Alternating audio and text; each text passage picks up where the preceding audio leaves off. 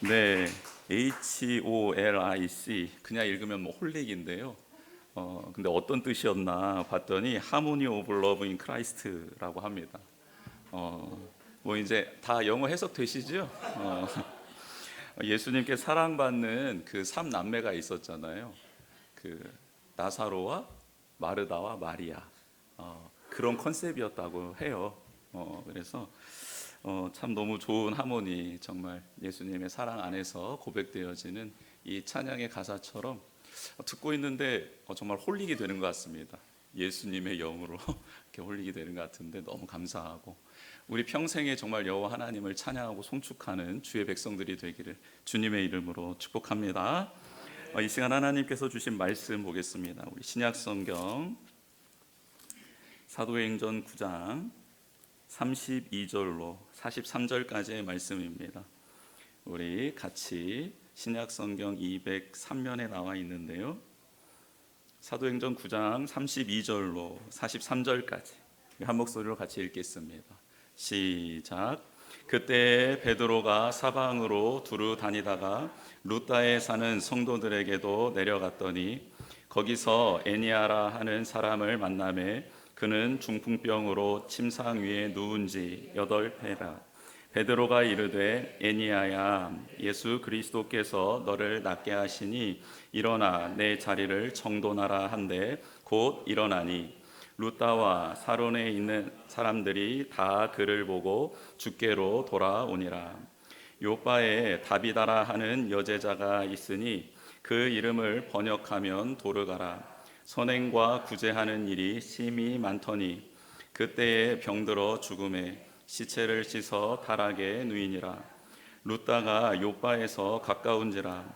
제자들이 베드로가 거기 있음을 듣고 두 사람을 보내어 지체 말고 와 달라고 간청하여 베드로가 일어나 그들과 함께 가서 그들이 데리고 다락방에 올라가니 모든 과부가 베드로 곁에 서서 울며 도르가가 그들과 함께 있을 때에 지은 속옷과 겉옷을 다 내보이거늘 베드로가 사람을 다 내보내고 무릎을 꿇고 기도하고 돌이켜 시체를 향하여 이르되 다비다야 일어나라 하니 그가 눈을 떠 베드로를 보고 일어나 앉는지라.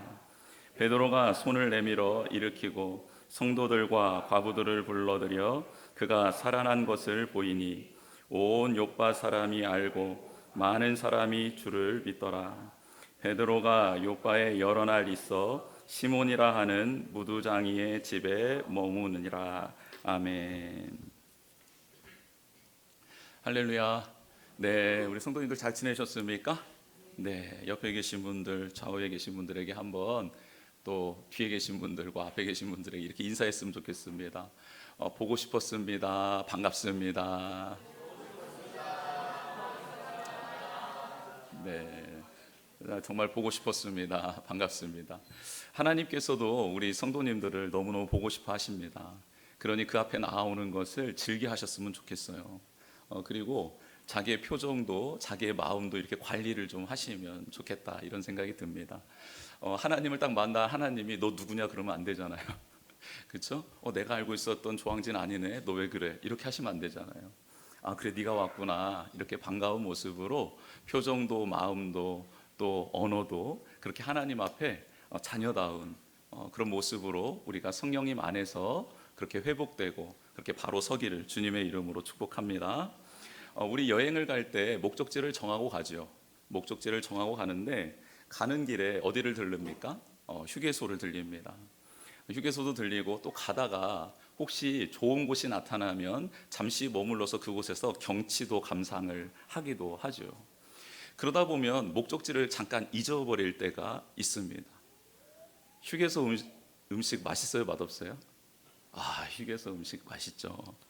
휴게소 음식 먹고 거기서 차 한잔 마시고 좀 쉬다 보면 목적지로 갔던 그 마음이 휴게소에 머물러지게 되고, 또 가다가 너무 경치가 좋고 경관이 좋으면 목적지는 정해져 있는데 잠깐 여기 좀 들렸다 가면 좋지 않을까 해서 들렀던 그곳이 너무너무 좋으면 또 목적지를 잊게 되죠. 그러나 그때 누군가가 여기 우리 있어야 될 곳 아니야, 우리의 목적지는 저기잖아 하고 알려줬을 때 정신이 똑바로 딱 차려지면서 우리는 여기에 머물러서는 안 되는구나, 우리가 가야 될 목적지는 저기였구나 깨달으며 그곳을 향해 다시 가곤 합니다. 여러분, 사도행전을 읽다 보면 갑자기 주제가 뭐지? 향방 없는 자처럼 사도행전을 읽어가다가 그만 방향을 잃어버릴 때가 많이 있습니다. 왜냐하면 사도행전 내용에 구성되어져 있는 하나님의 말씀 사건들은 그 하나하나가 너무나도 가치 있고 뜻하는 바가 있고 위대하기 때문이지요. 그러나 사도행전을 꿰뚫고 있는 주제의 성경 말씀이 있습니다. 이것을 붙들면 성경 사도행전 어느 곳을 보든지 하나님께서 왜 이 사건을 허락하셨는지의 의미를 깨달아지게 됩니다. 그래서 되게 이 중요한 말씀을 꼭 우리가 암송해야 되겠죠. 그것은 바로 예수님이 제자들에게 해주셨던 말씀이요, 그 말씀이 성취되어지는 과정이 사도행전 안에 다 담겨져 있습니다. 어떤 사람이 일어나고 어떤 사람이 내려가고 어떤 사건이 일어나고 또 하나님의 영광이 드러나고, 이 모든 일들은 이 말씀을 성취시키기 위한 성령님의 역사라는 거죠. 그러면 그 말씀이 뭘까요? 여러분 다 잘 알고 있으시죠? 우리 교회 수준은 사도행전을 관통하는 핵심 구절을 잘 알고 있지 않습니까? 사도행전 1장 8절이라고 말씀하려고 했잖아요. 막 입이 막 간질간질해가지고 우리 성도님들이 막 말하고 싶어가지고 사도행전 1장 8절입니다. 사도행전 1장 8절 내용이 뭡니까? 오직 성령이 너희에게 임하시면 너희가 권능을 받고 예루살렘과 온 유대와 사마리아와 땅끝까지 이르러 내 증인이 되리라 하시니라. 아멘. 이게 사도행전을 관통하는 거룩한 하나님의 말씀, 주제 말씀입니다. 즉 사도행전에서 일어나는 수많은 사람들과 사건과 그리고 하나님이 행하신 이 기적들은 예루살렘과 유대와 사마리아와 땅끝까지 이르러 하나님의 사람들이 예수 그리스도의 증인이 되기 위하여 성령님께서 행하시는 일들이다라는 사실을 잊지 않고 말씀의 본문을 이렇게 살펴보면 좋겠습니다. 믿음의 사람들이 자신들의 경계를 넘어서 그리스도의 증인이 되어가고 있습니다. 복음을 들은 사람들은 그동안 얽매여 있었던 고통과 고난의 사슬을 끊어버립니다. 죄의식과 열등감의 족쇄도 벗어 던져버립니다. 복음이 주는 힘은 너무나도 강력합니다. 즉, 너는 죄인이지만 너의 죄를 위해 예수 그리스도께서 오셨고 너의 모든 죄와 그 답답함과 그 억울함과 고통을 예수 그리스도께서 다 담당하셨으며, 그 예수님이 그것 때문에 십자가에 달려 돌아가셨고 죽으셨지만 그분이 이 모든 일을 해결해 주실 수 있는 분이라는 증거로 사망 권세를 깨뜨리고 부활하셨다. 이 복음을 받아들이는 사람마다 영혼의 자유함과 삶의 자유함과 그리고 상황은 변하지 않았지만 이제는 이 상황을 해석해낼 수 있는 지혜가 생기고, 그리고 이 장애물을 견디고 넘어설 수 있는 능력과 용기가 그 복음 안에서 주어지더라는 것입니다. 복음은 생명의 역사를 일으킵니다. 영혼들이 살아나지요. 문제와 상황을 해석하는 능력이 주어집니다.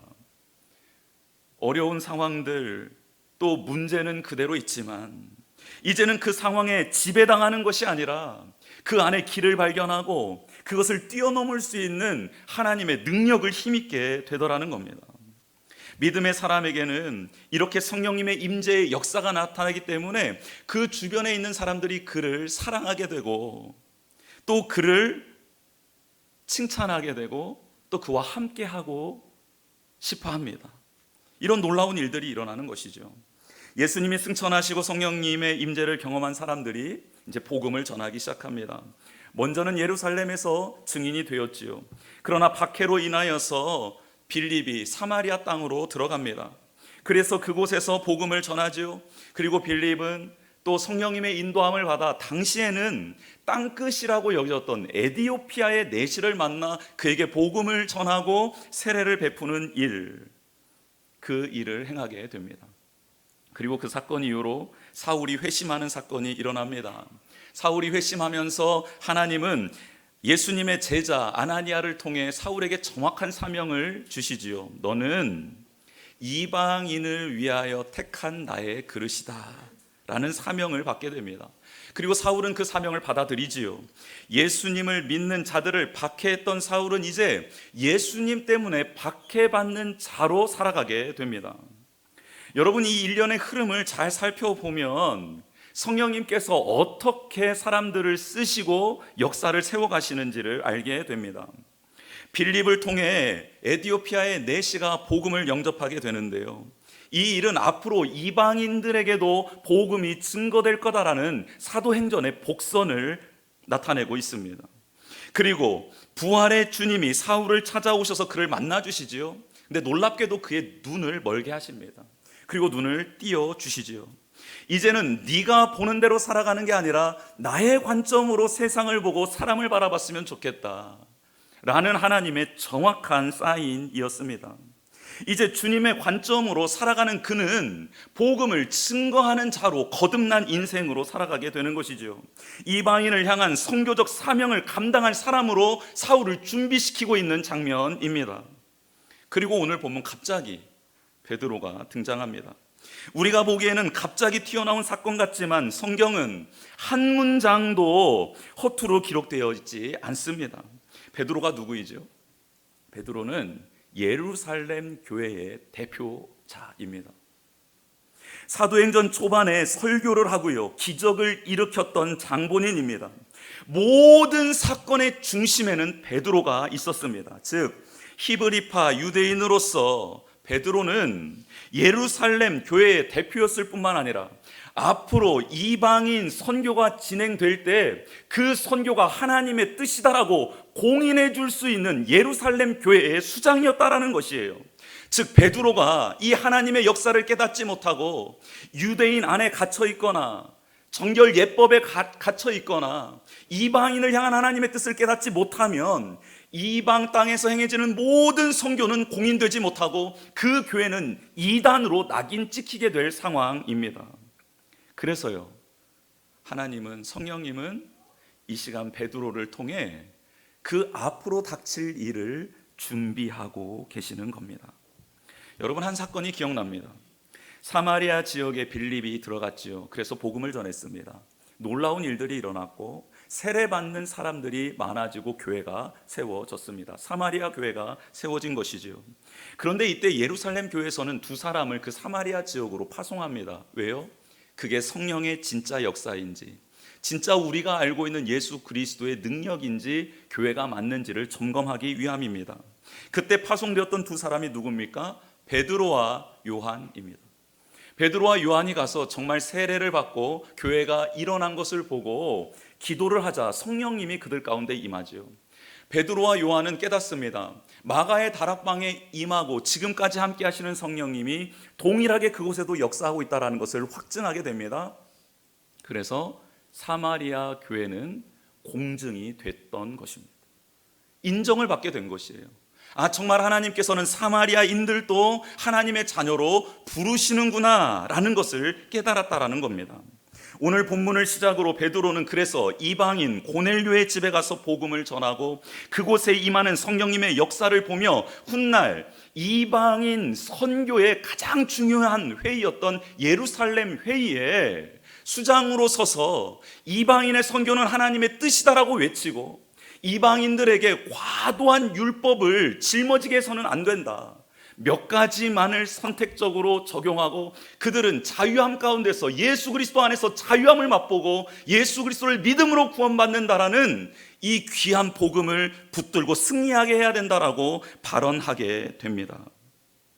이 일로 이방인 선교의 문은 활짝 열리게 되었고 하나님은 사도행전 1장 8절의 말씀을 완성시켜 나가고 계시는 것이죠. 즉 이 사도행전 1장 8절의 말씀을 이루기 위하여 하나님은 순차적으로 모든 사람들을, 사건들을 준비시켜 나가고 계셨다라는 것입니다. 우리 교회를 향한 하나님의 손길도 똑같습니다. 때를 따라 사람을 세우시고 보내주십니다. 함께 일을 하게 하시며 또 하나님의 말씀을 듣고 같이 부르짖게 하십니다. 우리의 생각과 우리의 마음을 하나님의 것으로 변화시켜 주시고 그렇게 하나님의 뜻에 합한 교회로 성장할 수 있도록 지금도 우리를 준비시켜주고 계십니다. 이렇게 되기 위해서 우리는 성령님으로 충만해야 합니다. 하나님 말씀을 들을 수 있는 귀와 순종할 수 있는 믿음이 있어야 합니다. 오늘 베드로는 흩어진 헬라파 성도들이 복음을 전한 곳을 방문하여 신앙생활을 잘할 수 있도록 목양을 하고 있는 모습이 등장합니다. 순회 신방을 하고 있는 것이죠. 그래서 31절 말씀은 이렇게 기록되어 있습니다. 그리하여 온 유대와 갈릴리와 사마리아 교회가 평안하여 든든히 서가고 주를 경외함과 성령의 위로로 진행하여 수가 더 많아지니라. 예루살렘과 그 주변 유대뿐만 아니라 예수님의 제자들이 활동했던 갈릴리 지역까지, 북쪽 지역까지 복음이 증거되고 있고 교회가 세워져 가고 있다라고 성경은 말씀하고 있습니다. 베드로는요, 부지런히 교회가 세워진 지역들을 방문하여 교회를 말씀으로 세워가고 있습니다. 그러다가 루따라는 지역까지 이르게 되었고 루따로 내려가게 된 것입니다. 이스라엘 지형을 살펴보면 예루살렘과 그 주변은 고산지대고 루따는 지중해 평야 지역에 위치되어 있는 것을 보게 됩니다. 이스라엘 지도를 한번 잠깐 보도록 하겠습니다. 네, 이 지도입니다. 저 1번이 해안 평야 지역이고 저 지역에 루따, 그리고 요빠, 그리고 사론 평야라는 지역이 있습니다. 그 지역이 1번이고 예루살렘은 2번. 2번은 뭡니까? 중앙 산악 지역이라고 나타나 있습니다. 고도가 높은 것이죠. 그래서 루따로 내려갔다라는 표현을 쓰고 있는 겁니다. 이런 표현이고요. 다음 장 한번 보시면 그러면 루따와 요빠는 어디에 있는가? 사해 옆에 예루살렘이라는 지역이 있고, 그렇죠? 그리고 지중해 쪽으로 가다 보면 루따와 요빠가 있고 루따와 요빠 사이는 16km 정도가 떨어져 있습니다. 그리고 요빠를 중심으로 사론 그 지역에 가이사랴까지 펼쳐져 있었던 넓은 평야 지역을 사론 평야라고 부릅니다. 그래서 오늘 본문에 사론 지역까지 많은 사람들이 예수님을 믿게 되었다라고 하면 이 평야 지역에 있었던 사람들이 그렇게 예수님을 믿게 되었다라고 해석하시면 되겠습니다. 다시 본문으로 돌아가겠습니다. 베드로가 내려간 곳은 바로 루따였고 요빠였습니다. 그 지역 가까이에 붙어 있다라고 말씀드렸습니다. 근데 베드로가 루따에 내려갔는데 애니야라는 사람을 만나게 됩니다. 그는 중풍병으로 침상에 누워 있은 지 8년이 지났다라고 성경은 설명하고 있습니다. 여러분, 얼마나 안타까운 일입니까? 몸이 조금 아파서 누워본 사람이라면 이 누워있는 삶에 대한 답답함을 모두가 다 공감할 수 있을 것 같습니다. 몸이 움직이지 않고 내 마음대로 행동할 수 없는 고통은 참으로 큰 고통입니다. 베드로가 성도들을 만나러 갔는데 애니야라는 사람이 있었던 것이죠. 정황상 애니야도 성도였을 것이라고 신학자들은 다 추측을 합니다. 아마 교회 성도들이 애니야 집으로 베드로를 인도했을 겁니다. 너무 안타까운 사연을 가진 사람이었기 때문이었겠지요. 35절에 보면 루따와 사론에 사는 사람들이 다 그를 보고 주께로 돌아왔다라는 표현을 쓰고 있는 것, 우리는 말씀을 통해 알 수 있습니다. 아마도 그 애니야라는 사람은 굉장히 유명한 사람이었나 봅니다. 그 지역에서 명성이 있었던 사람이었나 봐요. 그렇지 않았다면 그가 회복되었다라는 이 뉴스가 온 지역에 빨리 퍼지고 이 소식으로 말미암아 예수님께로 돌아오는 일이 없었을 거기 때문이죠. 자세한 기록은 없지만 그는 정말 유명한 사람이었고, 하지만 안타깝게도 뇌출혈로 쓰러져서 힘든 시간을 보내고 있었습니다. 그것도 8년씩이나 말이죠. 주변에 있는 사람들이 예수님을 믿었고 영접하는 모습을 침상에서 보게 되었습니다. 그의 가족들도 예수님을 영접했겠지요. 그리고 그들은 이 사람에게 복음을 전했을 겁니다. 누워있지만 그럼에도 불구하고 너에게 복음이 필요하다, 예수님이 필요하다, 복음을 전했을 겁니다. 그리고 그는 예수 그리스도를 영접했을 거예요. 그렇기 때문에 이 교회 성도들이 그를 찾아갈 수 있었던 거겠죠. 어떤 증표가 사인이 오갔는지는 모르겠으나 예수님을 영접한다라는 신호를 보냈을 것이고, 그리고 그들은 기뻐했을 것입니다.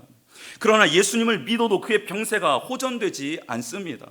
그런데 그의 표정은 날이 갈수록 밝아지는 거예요. 그럼에도 불구하고 감사하고 그의 가족들도 그럼에도 불구하고 하나님은 살아계시다라고 말하는 이 그들의 신앙이 루따에 있었던 교회 성도 공동체에게 큰 자극이 되었던 것이고, 그때 마침 베드로가 그 지역에 온 것입니다.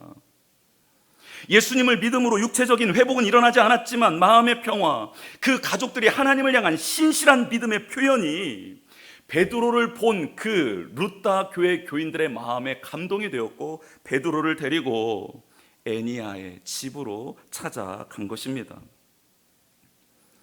루다 교회 성도들은 알고 있었습니다. 예전에 베드로의 그림자만 지나가도 병이 나을 것이라고 믿음을 가졌던 사람들의 치유 사건과 회복 사건을 알고 있었습니다. 실제로 베드로는 귀신을 쫓고 병을 고치는 표적을 많이 일으켰던 사람입니다. 물론 이 내용은 사도행전 전체 분량 중에 매우 적은 분량으로 기록되어져 있습니다. 성령님이 임하셔서 하신 일 대부분은 유대인들이 예수 그리스도를 믿음으로 구원받는 것이고, 말씀을 깨달아 그들의 삶이 변화된 것들로 가득 차 있고, 병고침의 역사, 강조 포인트가 아니고 잠시 하나님의 역사로 기록될 뿐이었던 것이죠. 그럼에도 불구하고 성경은 그런 기적적인 일이 없었다라고 말하지 않고 기록은 하고 있습니다. 베드로는 예수님의 이름으로 나타난 치유의 역사 한복판에 있었던 사람 맞습니다. 베드로는 에니야를 바라보기 시작합니다. 성전 미문에 앉아서 만났던 그 나면서부터 앉은뱅이였던, 걷지 못했던 그 사람이 생각이 납니다. 베드로는 그래서 에니야를 향하여 이렇게 외치지요. 에니야야, 예수 그리스도께서 너를 낫게 하시니 일어나 내 자리를 정돈하라 한데 곧 일어나니. 아멘. 베드로는 철저하게 예수 그리스도의 이름으로 선포합니다. 자신은 병을 고칠 능력이 없다라는 것을 선포하는 것이죠. 누군가를 회복시킬 만한 능력이 내게는 없다라고 스스로를 고백하고 있는 모습입니다. 그러나 지금 나와 함께 하신 예수 그리스도께서는, 루다 교회의 주인 되어 주시는 예수 그리스도께서는 능히 일을 일으키실 수 있다라고 선포하고 있는 것입니다. 베드로는 철저하게 예수님의 증인이 되어 그 자리에 서 있는 것입니다. 병을 고쳐주실 뿐만 아니라 그의 삶을 아름답게 정돈해 주시기를 원하는 하나님의 마음을, 주님의 마음을 전하고 있습니다. 병고침을 받고 이전의 모습으로 돌아가는 것이 아니라 이제는 주님 안에서 새롭게 태어나 증인된 삶을 살아가라고 예수 그리스도의 마음을 강력하게 전하고 있는 것입니다. 너의 자리를 정돈하라, 너의 삶을 정비하라 라는 뜻이죠. 그래서 그의 삶이 변화된 것은, 에니야의 삶이 변화된 것은 기록되어져 있지 않지만, 여러분, 그가 병에서 노임받았다라는 것으로만 많은 사람들이 주께로 돌아왔겠습니까? 아닙니다. 그가 병에서부터 자유롭게 되었을 뿐만 아니라 그가 변화된 삶을 살았기에 많은 사람들이 주님께로 돌아온 줄 믿습니다. 병 고침 받는 게 중요한 게 아닙니다. 건강한 몸이 되고 건강한 마음으로 되돌아온 게 중요한 게 아닙니다. 그가 어떤 삶을 살아가느냐가 더 중요한 것이죠. 누워서 마음으로 예수님을 영접했던 에니야는 이제 일어나 삶으로 예수 그리스도를 증거하는 사람으로 변화된 것입니다. 우리는 지금 중풍병에 걸린 에니야처럼 누워있지는 않습니다. 겉으로 봐서는 우리 모두는 다 건강한 사람들이죠. 그런데 꼭 병에 걸려 누워있는 사람처럼 신앙생활을 하고 있지는 않은지 우리 자신을 점검해 보았으면 좋겠습니다. 베드로는 계속해서 온 지역을 두루다니며 복음을 전하고 교회를 온전히 세워가기 위해서 구슬땀을 흘립니다. 그는 누워있으면서 말로만 믿는 것이 아니라 예수님을 증거하는 삶을 살아가고 있습니다. 요바에 다비다라는 여인이 살고 있었습니다. 그는 여제자였다라고 소개합니다. 당시 여성이 인정받고 성경에 기록되기는 정말 어려운 시대였습니다. 그런데 예수님을 사랑하고 예수님의 뜻대로 산 여인이 앞서 기록된, 에니야는 남성이었거든요. 남성보다 더 상세히 기록되어지고 있습니다. 예수님은 성별로 사람을 차별하지 않습니다. 예수님을 영접하고 그 뜻대로 살아가는 사람 모두를 귀하게 여기시지요. 다비다는 선행과 구제하는 일을 힘에 넘치게 했던 여인이다라고 성경은 기록합니다. 대상은 누구입니까? 과부들입니다. 그녀들에게 겉옷과 속옷을 직접 만들어 주었습니다. 빌려준 게 아니라 그들의 재산이 되도록 만들어 주었다 고백합니다. 오갈 데 없는 여인들이었습니다. 경제활동을 할 수 없는 사람들을 친히 시간을 내어 물질을 내어 노력하며 그들을 도와준 것이지요. 그런데 이렇게 예수님을 닮아 살아가던 다비다, 그에게도 병이 들어왔습니다. 병에 걸린 것입니다. 그러나 그 병이 낫지 않고 죽음을 맛보았다 성경은 기록합니다. 보통 사람들이 누리는 연수를 다하지 못하고 죽은 것이지요. 때론 예수님의 증인된 사람들에게 얘기지 못한 질병이, 아픔이 찾아올 때가 있습니다. 성경은 그걸 알려주고 있는 것이지요. 사도들의 모습을 봐도 그렇습니다. 감옥에 갇히기도 하고 매를 맞기도 하고 파선당하기도 하고, 이제 조금 후에 우리가 알게 되겠지만 야고보 사도도 사형을 당합니다. 참수형을 당합니다. 예수님의 증인된 삶을 살았던 사람들은 그래서요, 죽음을 무서워했던 사람들이 아니다라고 우리에게 알려주고 있습니다. 다만 죽음을 인지하는 사람으로서 최선을 다해 믿음의 삶을 살아갔던 사람들이다라고 성경은 기록하고 있는 것이죠. 우리도 다비다처럼 죽음을 맞이하게 될 것입니다. 그런데 다비다의 죽음은 너무 아름다운 죽음입니다. 그의 죽음을 안타까워하며 진심으로 슬퍼해 주는 사람들이 있었기 때문입니다. 그 과부들은 이 다비다의 죽음을 너무너무 애통해하며 가까이에 베드로가 있다는 사실을 알고 베드로를 청하지요. 베드로는 와서 그들의 아픔에 공감하며 장례 예배를 드리기 위해 그 자리에 섰는데 하나님께서 감동을 주십니다. 그래서 다비다, 이 여인의 시체가 누워있는 그 공간에서 사람들을 다 물리고 하나님 앞에 엎드려 기도를 하지요. 하나님, 어떻게 하면 좋겠습니까?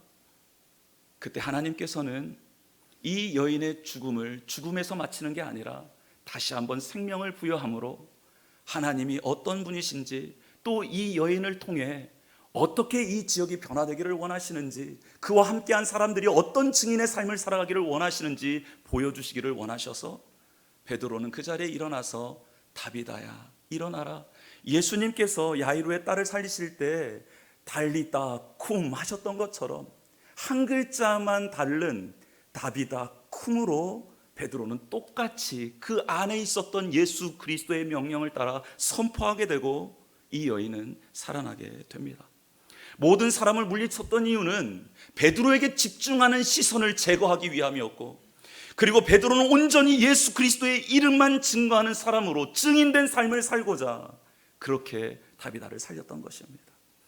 이 여인은 베드로를 모시고 싶었을 거예요. 그러나 베드로는 거절하고 사양하고 무두장이 시몬의 집으로 찾아 들어가 그곳에서 머뭅니다. 많은 유대인들이 무두장이 시몬을 배척하고 있었습니다. 가죽으로 무엇을 만드는 사람은 죽은 짐승을 만지는 사람으로 부정하게 여겼기 때문입니다. 그럼에도 불구하고 베드로는 그 부정의 한계를 넘어서 시몬의 집에 거함으로 하나님의 사랑을 완성하며 하나님의 뜻을 기억하며, 다비다도 베드로를 모시면서 쓸 모든 돈을 다시 과부를 향해 쓰며 베드로를 돕는 사역도 했겠지만 자기에게 베풀어 주신 그 하나님의 사명을 감당하는 일에 서로 올인할 수 있었던 것입니다. 사랑하는 성도 여러분, 우리도 언젠가는 죽음을 맛보게 될 겁니다. 그 죽음의 자리에서 우리는 우리의 죽음을 안타까워하며 가슴 아파하며 진실하게 울어줄 그 누군가가 우리 주변에 있을까요? 한번 우리의 삶을 정직하게 뒤돌아봤으면 좋겠습니다.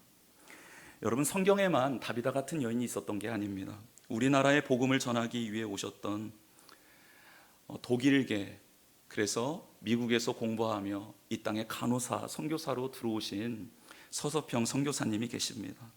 서서평 선교사님은 성공이 아닌 섬김의 삶을 사셨는데요, 그분 또한 우리나라에서 예수 그리스도의 증인으로서의 삶을 사셨습니다. 우리 잠깐 그분의 삶을 영상으로 보도록 하겠습니다.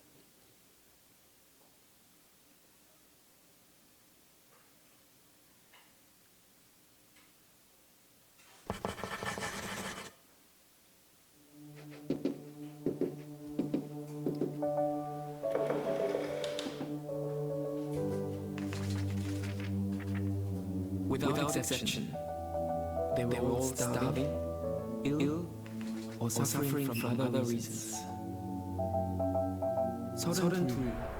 조선으로 온 독일 출신 간호사. 남자 검정 고무신을 신고 한복을 입고 된장찌개를 먹으며 조선인의 친구로 산 그녀. 엘리제 요하나 쇠핑, 한국 이름 서서평. 그녀가 죽자 조선인들 수백 명이 거리로 나와 오해를 했습니다. 어머니라 외치며. 간호사 서서평이 선교사로 조선에 온 것이 1912년이었어요. 조선인들의 참담한 삶을 보게 된 서서평은 조선인들과 한센인들의 친구가 되겠다고 결심합니다. 광주에 정착한 서서평은 전라도 일대를 돌면서 진료를 하고 조선인들을 만나는데 이번 여행에서 500명 넘는 조선 교수만 만났지만 이름을 가진 사람은 10명도 안 됐습니다.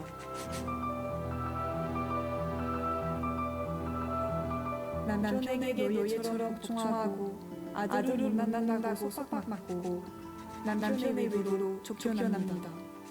이들에게 이름을 지어주고 한글을 깨우쳐주는 것이 제 가장 큰 기쁨 중 하나입니다.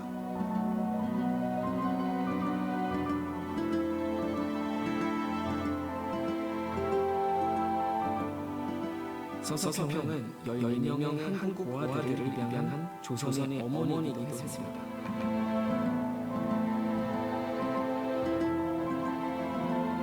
당시 선교사 생활비가 매월 3년이 되대.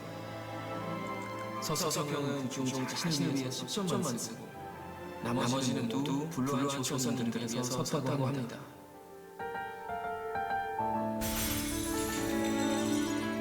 과로와 영양실조로 사망한 서서평. 조선에서의 22년 삶.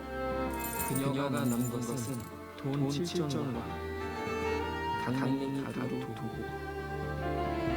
거지에게 간을 찢어주고 나가는 반장짜리 담요, 그리고 좌우명이 적힌 메모.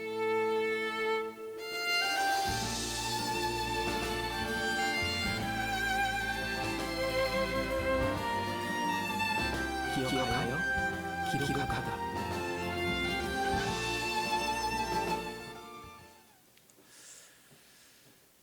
네, 베드로, 애니야, 다비다, 서서평 모두는 그렇게 예수 그리스도의 증인으로 살았습니다. 예수님이 하나님의 증인으로 이 땅에 살아가셨던 그 모습을 그대로 담고 따라간 것이죠. 우리 교회의 비전은 예수 그리스도를 담고 따라가는 교회입니다. 상처받은 자를 고치고 또 상한 자를 싸매어주며 또 위대하시고 자비가 무궁하신 그 예수 그리스도를 사랑하고 닮아간 예수 그리스도의 증인들입니다. 그분들은 지금 살아서 우리 가운데 말하고 있습니다. 이제 이 증인의 바통을 너에게 넘겨주겠다. 너가 받아서 이제 그 뒤를 뛰어갔으면 좋겠다라고 말입니다. 우리도 예수님의 증인으로 살아가는 귀한 성도가 되기를 원합니다. 삼위일체 하나님이 우리가 증인으로 살아갈 수 있도록 우리를 준비시켜 주시고 우리를 선하게 인도해 주실 줄 믿습니다. 이 시간 주보 내용 한번 채워보겠습니다. 하나님 말씀을 성취할 성령 충만한 사람들을 하나님은 준비하십니다. 그게 바로 우리였으면 좋겠습니다. 두 번째, 예수님의 이름으로 행하고 예수님의 이름만 자랑하는 성도가 됩시다. 하나님께서 행하셨습니다, 예수님께서 행하셨습니다라고 고백할 수 있는 그 영광을 우리가 취하지 않는 주님의 사람들 되기를 원합니다. 말로만 하는 신앙생활에서 이제는 벗어나기를 원합니다. 예수님을 증거하는 증인이 되는 우리 모두가 되었으면 좋겠습니다. 우리 같이 찬양하고 기도하십시다. 비 준비하시니 찬양하십시다.